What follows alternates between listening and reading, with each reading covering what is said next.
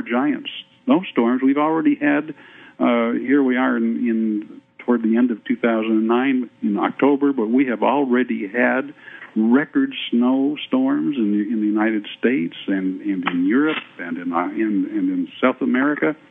I fear that we're headed into an ice age right now.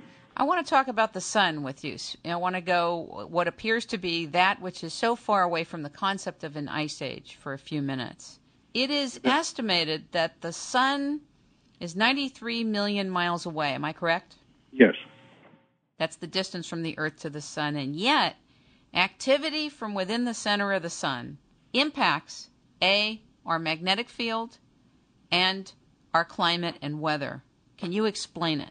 Well, I'll just let me back up just a little bit because Dr. Ball had mentioned precession of the equinoxes.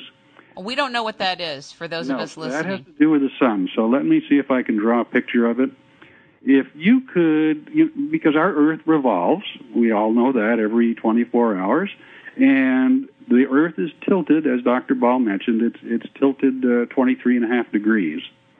Well, if you could shove a stick all the way through the Earth right at our axis of rotation, that stick would point right now toward the star Polaris, toward the North Star.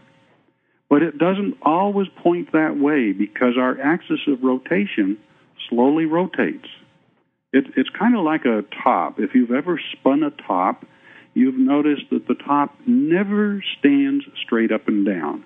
It's always at a tilt, and its axis of rotation is always rotating. The same thing happens with the Earth. Right now, that axis of rotation points toward the star Polaris. 11,500 years from now, however, that axis of rotation will point toward the star Vega.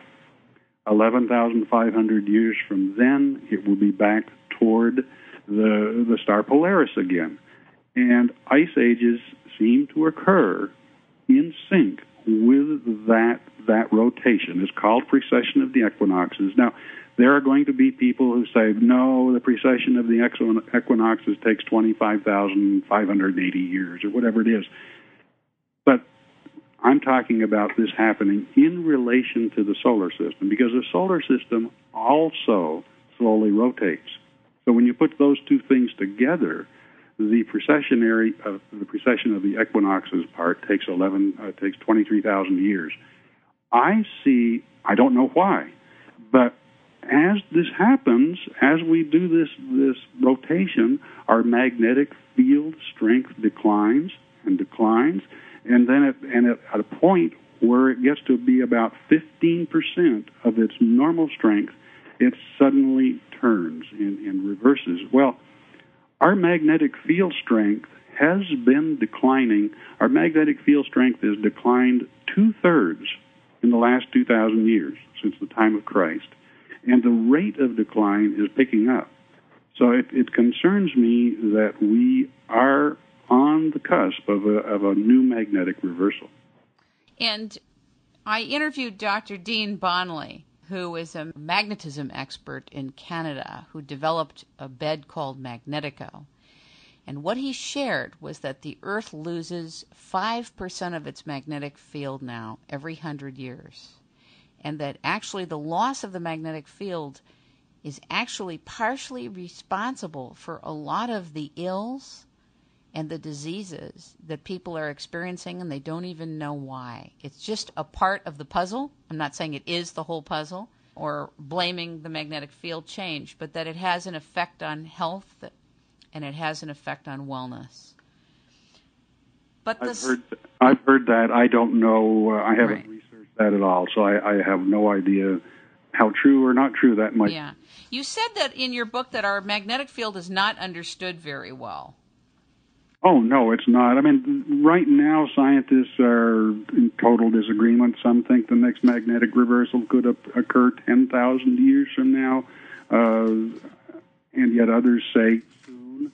I do in not by fire but by ice. I do quote others that say it could happen within the next 200 years. There's other scientists who say that a magnetic reversal would take thousands of years to occur.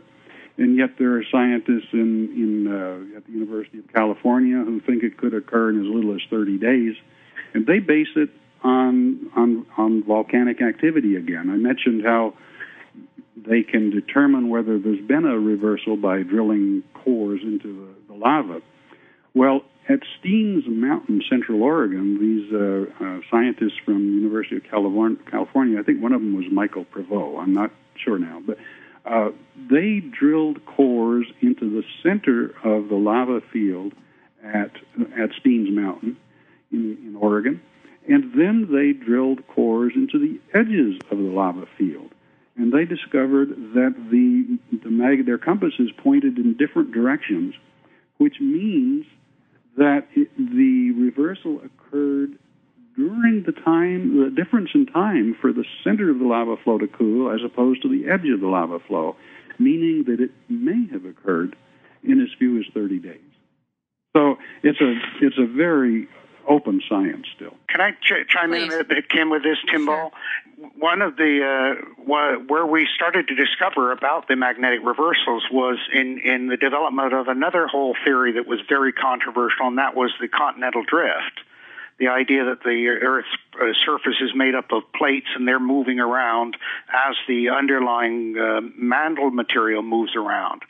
And the magnetic striping that Bob is describing was one of the things that showed that these plates separated, and as they separated, the lava came up and cooled.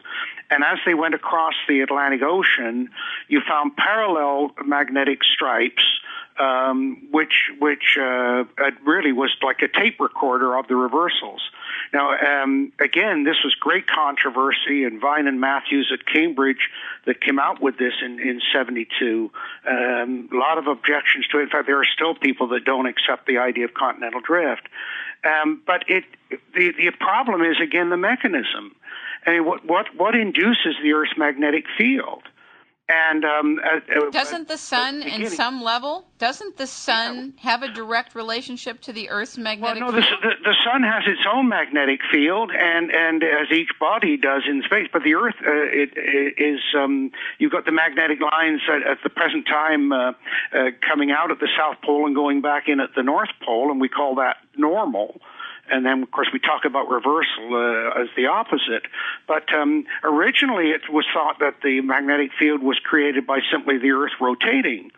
But the debate, and I recall of this going to conferences on this, the debate was, well, if there's reversal and that's the mechanism, then the Earth has to stop rotating in one direction and start rotating in the opposite direction. And of course, there's no evidence to support that. The latest theory is that the Earth is actually three separate spheres. There's the solid inner core, the liquid outer core, and then the mantle. There are some that even think that the Earth is hollow. Well, no, I know they do. They talk about the hollow Earth, but no, it varies from very solid to relatively liquid. But each of these spheres is rotating at a different speed. And the theory is now that each of those spheres creates its own magnetic field that complement themselves to create, say, the pattern of magnetic field that we have now. But then, because they're rotating at different speeds, they cancel each other out, and then they come back with a different reversal, a polarity reversal. But that's the theory. And Bob is absolutely right. The debate about how long these reversals take to occur is very difficult because in the geologic record, it's estimated it's about 1,000 years from the beginning of the decline to the 0 point of what's called the Gaussian strength, that's the strength of the magnetic field, to then it rebuilds with a new reversal. And as Bob intimated, we know that there are very extensive extinctions associated with those reversals because, of course, without the magnetic field, you're not being protected from a lot of the harmful radiation from the sun and from space. So, again, this is all part of the complexity of understanding our Earth and our world. And so for people to come out and say, oh, the science is settled or we know what's going on, it just absolutely boggles the mind if you've done any study of this at all. How would an astrophysicist speak to what we're all speaking to? in terms of being a different discipline? How would an astrophysicist differ from a climatologist, which differs from a meteorologist, and Bob, who's put together the synthesis